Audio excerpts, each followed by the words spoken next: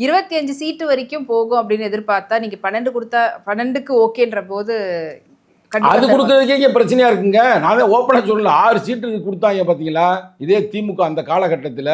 இப்போ வந்து அந்த 6 பெரிய வந்து அதுவே இது ஒரு வேணா அரசியல் வன்கொடுமைங்க. எப்படின்னா உங்களுக்கும் 6, கம்யூனிஸ்டுக்கும் 6, மதிமுகவுக்கும் 6னா நீங்களே யோசித்து பாருங்க.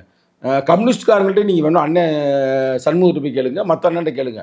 அவங்க 10 கூட வாங்கலாம், அவங்களுக்கு அந்த இது இருக்குது. ஆனால் நாங்களும் அவங்களும் ஒன்றுன்ற மாதிரி அவங்களே ஏற்றுக்கொள்ள மாட்டோம். அவங்களுக்கே தெரியும் விடுதலை சிறுத்தைகளுக்கு தான் இன்றைக்கி மக்கள் பலம் இருக்குது, ஓட்டு பலம் இருக்கிறது, ஒரு தத்துவ தலைமை இருக்குது அப்படின்னு அவங்க ஏற்றுக்கொள்வார்கள். எல்லாரும் 6 பிரிச்சுட்டு போங்கப்பான்னு சொன்னது தப்பு. அதே நேரத்தில் காங்கிரஸ் கொடுக்குறாங்க குண்டக்க மண்டக்க 25, ஏறக்குறைய 4 மடங்கா. அப்போ அதையும் நாங்கள் ஏற்றுக்கொள்ளவில்லை. சரிங்களா? ஆனால் அந்த காலகட்டத்தில் நாங்கள் வந்து இங்கே வந்து சங்கிப்பயில வந்து வாலாட்டக்கூடாது, ஒட்ட நறுக்கன்னு சொல்லியிருந்தேன். அதை நாங்கள் ஏற்றுக்கொண்டு விட்டோம். ஆனால் நிச்சயமாக வருகின்ற 2026 நாங்கள் குறைந்தது கேட்க போவது 25, ரைட்டா? குறைந்தது 12 குறைந்து நாங்கள் வாங்க மாட்டோம். அதுக்கு ஒரு லாஜிக் இருக்குது. 12 எப்படின்னா 2 எம்பியுமே நாங்கள் வந்து சொந்த சின்னத்தில் வெற்றி பெற்றிருக்கிறோம்.